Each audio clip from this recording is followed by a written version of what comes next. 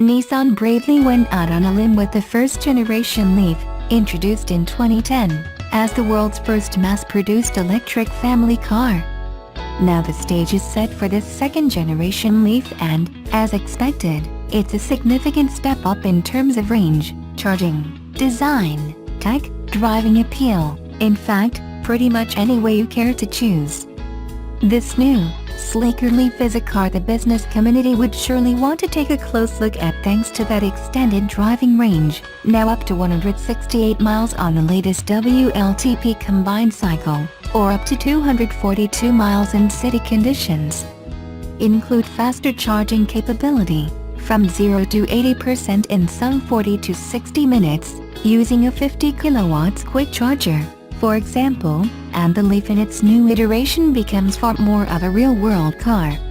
Likewise, with the Leaf's power up almost 40% to a new 110 kilowatts, or 150 picoseconds, and with 26% extra torque, 320 Newton-meters, now on tap, the Leaf becomes one of the speedier C-segment models around with 0 to 62 mph occupying a brisk 7.9 seconds.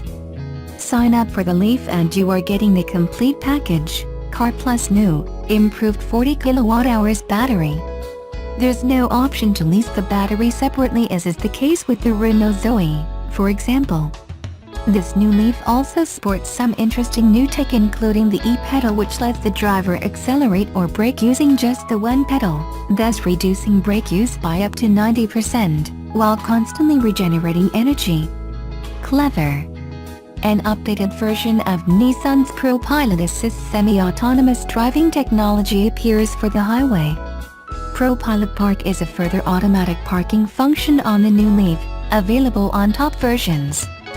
Built at Nissan's vast Sunderland plant in the UK, the new Leaf kicks off in 4 model grades: Visia, Ascenta, N-Connecta and the high-spec Tenka, which has a P11D of 31,935 pounds.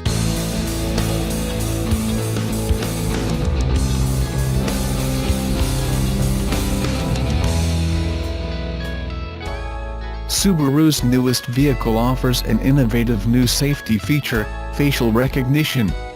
The 2019 Subaru Forester uses the biometric technology to automatically look for signs of fatigue or distraction in the driver's face.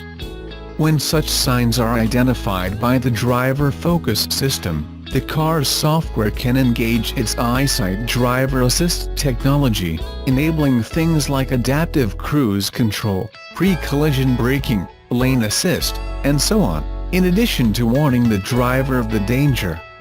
The biometric technology can also be used to automatically adjust vehicle settings, personalizing them for up to 5 different drivers of a given vehicle.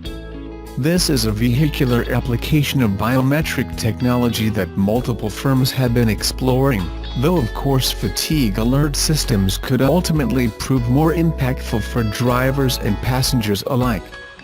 Other key features of the 2019 Subaru Forester included a 2.5-liter Subaru Boxer 4-cylinder engine, Subaru symmetrical all-wheel drive, and a moonroof. Driver focus is a standard feature of the car's touring models. Other model types are Sport, Limited, and Premium. The car is being unveiled at the New York International Auto Show, which began on March 30th and runs until April 8th.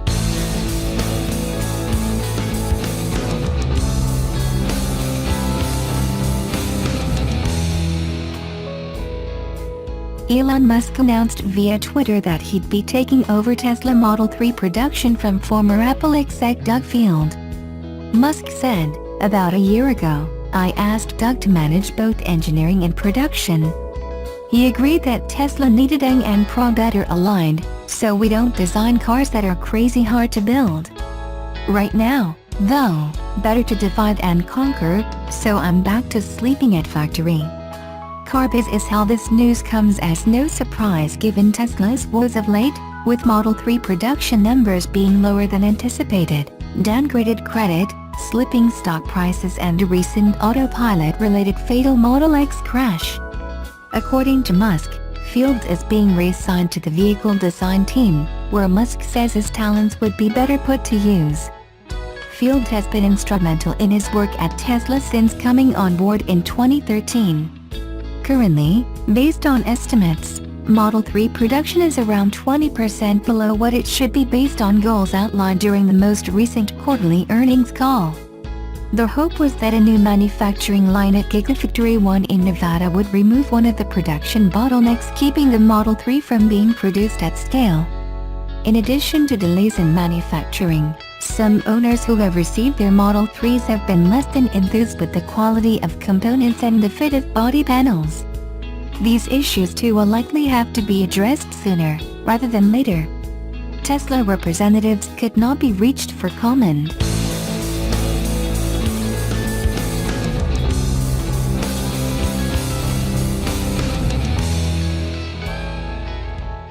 It's unlikely the Subaru Forester will overthrow the reign of the Toyota RAV4 and Honda CR-V on the top of the sales charts. But the somewhat niche, all-wheel drive crossover promises improved refinement and practicality in its new generation. If you missed the big reveal at the New York Auto Show, here are 6 important things to know about the 2019 Subaru Forester. 1. A new design, but a familiar one. Subaru didn't go Wild West stealing the Forester like Toyota did with its new RAV4. But you will notice the model features a taller grille, new body cladding around the wheels, new taillights, a new bumper, and other updates. New sport models receive a black gloss finished grille frame, black finished 18-inch wheels, and orange accents around the body. Below, compare the 2019 and 2018 models for yourself. 2. One engine, one transmission. Subaru is simplifying its powertrain lineup. A revised 2.5-liter Boxer 4 is the sole engine option, and it makes 182 horsepower and 176 pounds-ft of torque. That's an increase of 12 horsepower and 2 pounds-ft from the previous 2.5-liter unit. Subaru has dropped the 250 horsepower 2.0-liter Turbo 4 from the lineup because only 5% of Forester buyers were opting for that engine. Also, Subaru is getting rid of the 6-speed manual that was standard on lower trims. Now, the only transmission is a CVT. Some models have paddle shifters that simulate a 7-speed manual. 3. Expect more room inside the cabin. The Forester has always excelled at providing plenty of room for passengers and cargo, and now the new model should prove even more spacious. Subaru has opened up 1.4 inches of additional rear seat legroom as well as more headroom, hip, and shoulder room. Cargo space has increased slightly, and the load floor sits flatter. The rear gate opens a maximum of 51.2 inches wide, which is 5.3 inches more than the previous version, Subaru says.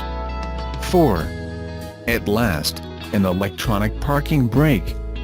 On the old Forester, a traditional parking brake handle sat close to the driver's seat. Now there's a new electronic parking brake that opens up more space on the center console. 5.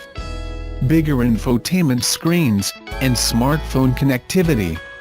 The 2018 Forester offered a standard 6.2-inch infotainment system and an optional 7-inch screen. The new model brings along a standard 6.5-inch screen or an available 8-inch screen. Finally, Subaru is offering Apple CarPlay and Android Auto on the Forester. 6. The interior is built to fight dirt. Subaru knows its buyers will get their cars dirty every so often hauling outdoor gear or piling their dogs into the back seat. So the 2019 Forester fights dirt and scuff marks with a textured surface on the cargo area floor, sides, and rear gate interior trim. The bottoms of the front seatbacks also have a PVC material that is supposed to be easy to clean.